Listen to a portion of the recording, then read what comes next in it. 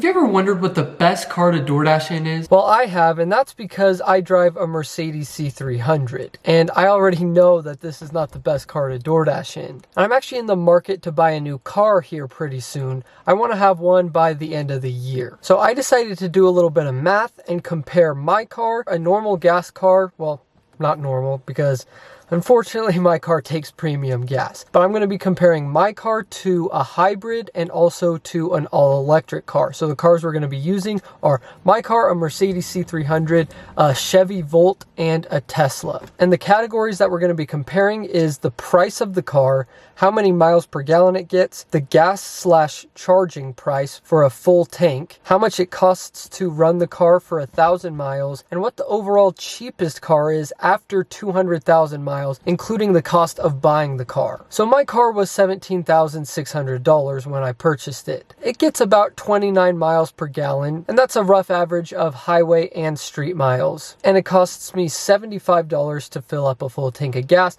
and with that full tank of gas, I can drive 450 miles. So it costs $167 to drive 1,000 miles with this car. And the total I will have spent after 200,000 miles is $50,933. And that's actually not including any maintenance on this car, which it said on average you end up spending about $10,000 in your first 10 years of owning a Mercedes C300.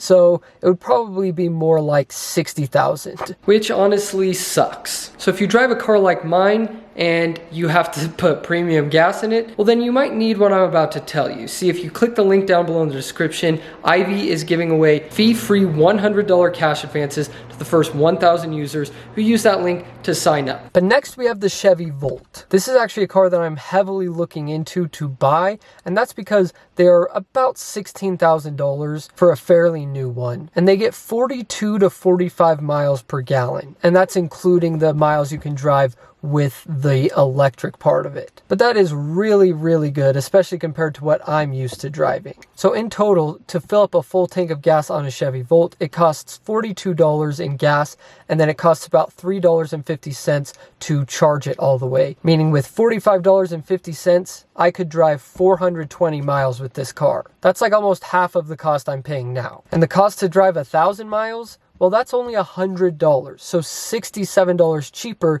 than what I'm doing now. And the total you end up spending after 200,000 miles with the Chevy Volt is $36,000, and that's including the $16,000 upfront cost of buying the car. So you're really only spending $20,000 on gas and whatnot. When you factor in car repairs and all that stuff, it's honestly not that much. Chevy Volts are pretty cheap to fix. So already right off the bat, this car would be a much better car for me to DoorDash in. But I've always wondered if it would be better for me to buy a Tesla, because then you don't have to pay for gas at all. And it just seems like a great deal to me. But check this out. So the average price of a new Tesla is $38,000. That's a huge upfront cost. But I was like, hey, you know what? If it's $38,000 and then I don't really have to pay for gas or anything, that might be worth it for me, especially because, like you see in the Mercedes column, my car is going to end up costing me over $50,000. So the miles per gallon on a Tesla, not applicable. And I looked it up and it said that Teslas usually cost about $10.49 to charge all the way, and that's to go 267 miles. So that means it only costs $39.30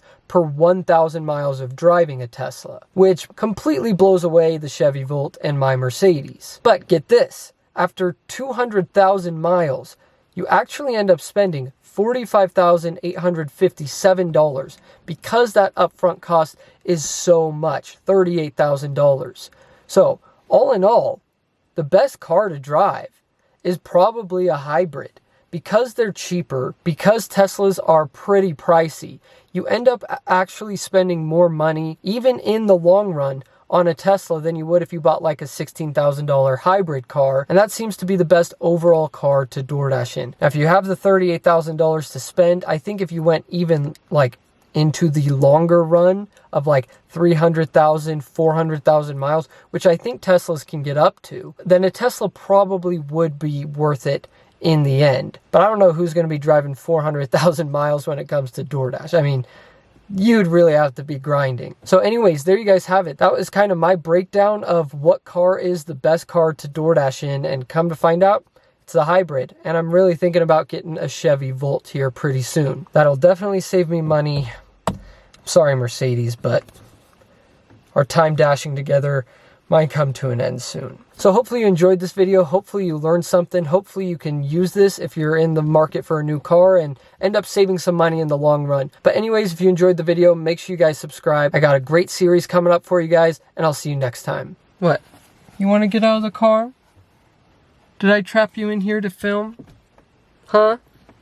You want to get out? Can you speak? Can you speak for YouTube? He hates me.